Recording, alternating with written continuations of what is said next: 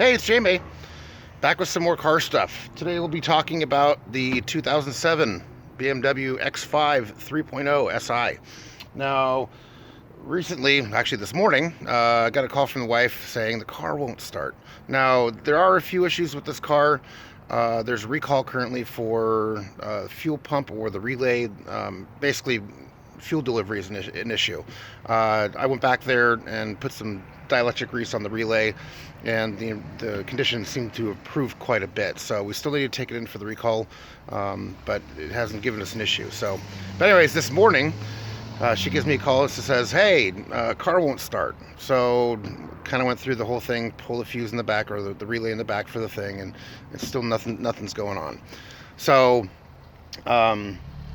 just to show you what a bad starter sounds like, because that's what we got in this situation, I'm going to go ahead and have my wife try and start the car right now. And you can hear it click down there. I don't know if I'll bring it down a little bit closer, see if maybe you can hear it. Go ahead and do it again. Go ahead and try starting it again.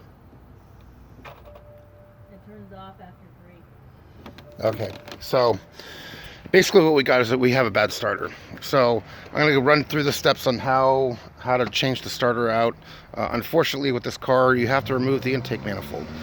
The other thing you're going to have to do is get new bolts to replace that hold the starter in, because they're like a stretch aluminum sort of bolt system. Because the block, I believe, is some sort of aluminum magnesium blend. You can't, from what I understand, you can't put metal or hardened bolts into the block, because it'll end up ruining it. So, and the heating and cooling doesn't match because it's expansion, contraction, stuff like that. So, but anyways, let me go ahead and start taking this thing apart. I'm going to take it apart tonight. I ordered the parts today, and they should be here tomorrow. So, but I want to at least get a head start on taking this thing apart. Hopefully get the starter out tonight. So, all right, guys. So, the first thing we got to do is we've got to take off the air intake. So, there's 2 plastic connectors right there that I've already taken off. We're going to slide this out of here.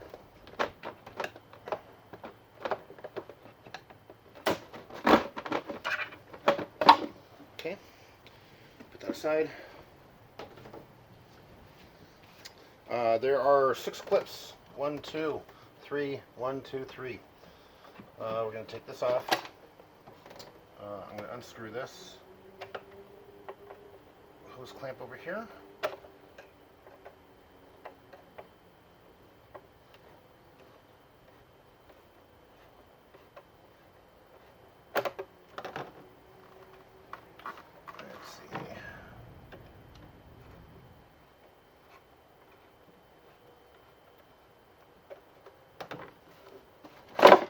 That's off. Back side of this has got 2 Torx, which I'm gonna won't undo, but I'm going to undo the plastic clip here, and it should pop right off. Put that aside. All right, so take the air filter out. I'm guessing the screws to hold this in are underneath this.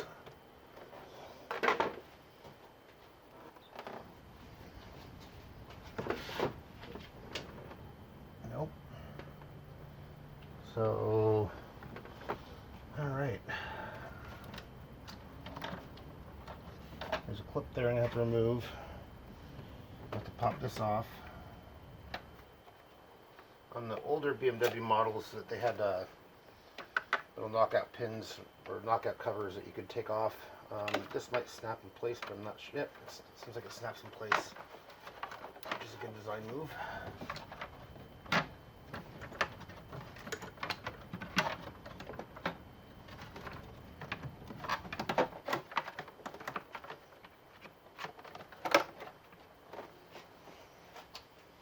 Okay.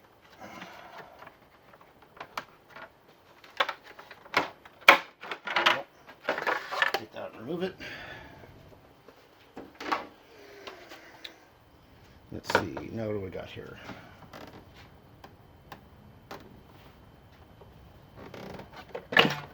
that just pops off.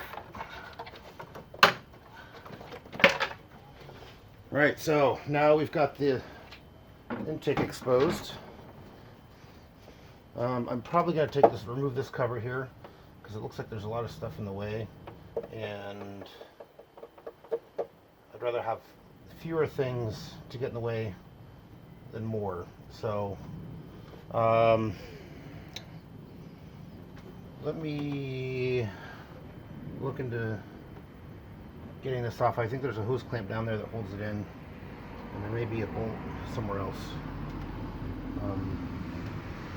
Yeah, no, it looks like it's actually just held on down there by the hose clamp. So I'll undo the hose clamp down there, and this airbox silencer thing should pop right off. So I was reading earlier, you should remove the fuel rail, but I'm going to see if I can get away with not doing that, because I don't want to pop the injectors out and the fuel rail and everything.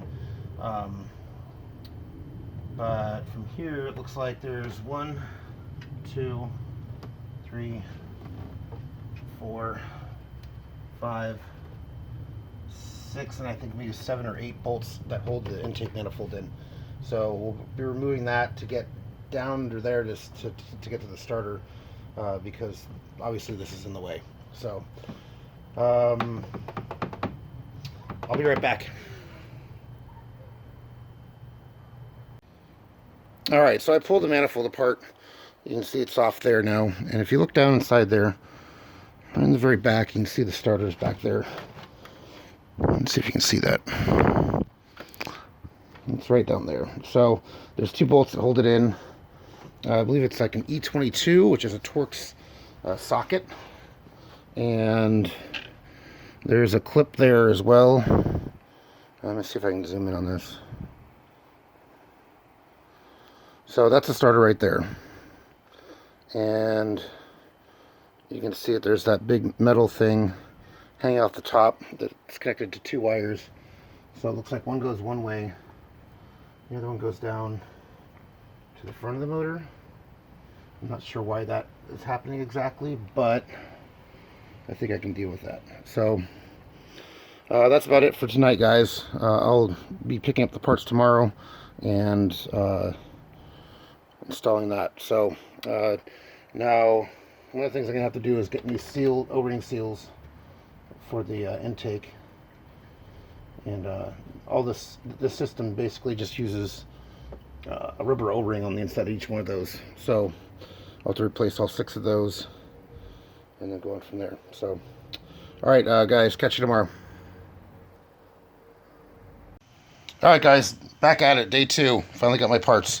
So here we have a remanufactured Bosch starter. They do sell them new. Supposedly the new ones do have a lifetime warranty on them, but I guess it's just an incentive, because basically these have the same parts as the new ones do. They just remanufacture the tolerances that are workable with used parts and whatnot. So, but they just end up putting new stuff into it. So your housings and some of the other stuff are all still the same. But anyways, so I've picked up the starter. I picked up the new bolts, and those are E16, I believe. I'll get into that later. And then we got our seals for our intake. So those are the parts I'm going to be putting in. And let me show you another trick that I just found out, which is kind of cool. And it's concerning the battery and disconnecting it from the car. All right, guys. So here's a pro tip. You kind of never want to take the battery off of a BMW. Number one, because you have to re-register the battery with the car. That's number one. Number two, it'll obviously reset your stereo and entertainment system, and you have to take it into the dealership and get the codes for it. So, but there's a way around that. So if you look here, this is your jack point for your if you're going to jump the car. This is the ground, and this is the battery. Now if you lift this up, there was a bolt here, and that's, I believe, a 13, or you can use the hex on the Torx on the inside. And what you do is you remove this lead right here. What that'll do is it cuts off the power to the starter and to the alternator. If you look down where the starter is, See if I can get down in there. No, I have to reshoot that. Basically, there's a connection that comes off this line, goes down, connects to the starter, and then splits off, and then comes directly into the alternator. So you're using the alternator and the starter as a charging point for this, which then goes back to the battery, obviously. So that's your pro tip for the day. If you want to go ahead and do any electrical work on the front of the car, engine-wise, starter or alternator, disconnect it here. You know, all it is simple. It slides in, and you just pull it straight out. And that's pretty much about it. So now I get to do the fun part, which is taking the alternator or the starter out. And the bolts are not looking like they're very fun to get to. So I'll figure something out, and I'll be right back. Alright guys, so I'm back at it again, trying to get the starter out. I got the bottom bolt out, and I end up using a long extension with the swivel, basically going down like that, and then undoing that bolt. This bolt on the back right here is a pain in the butt, because you got to get to it from the back side, and the firewall is in the way. So there's two choices I got. I can go underneath the car, remove the panels, use it a long extension with the swivel, and then try and hopefully I can meet that bolt and get it out. Or I'm gonna run over and get a swivel ratchet. So instead of a small ratchet, this small ratchet wouldn't even fit back there. I couldn't get it back there to do anything. So I'm gonna need the ratchet with the swivel on it. So I'm gonna go pick that up, and hopefully that'll cure my problems of trying to get that access back there. So this is the Torx you'll need, and it is an E14. That's the one that you need to take the starter bolts out. So I've already started removing the seals off this while kind of waiting and thinking about how to get that off. So I'm going to go to the store, and I will be right back. Alright guys, so the starter's out, and man, it's a pain in the ass. So there are a few ways to get the starter out. Number one, try and get something to go between the firewall and the back of the transmission to get the Torx nut and bolt out. Number one. Number two, you can take a long extension and try and get it out.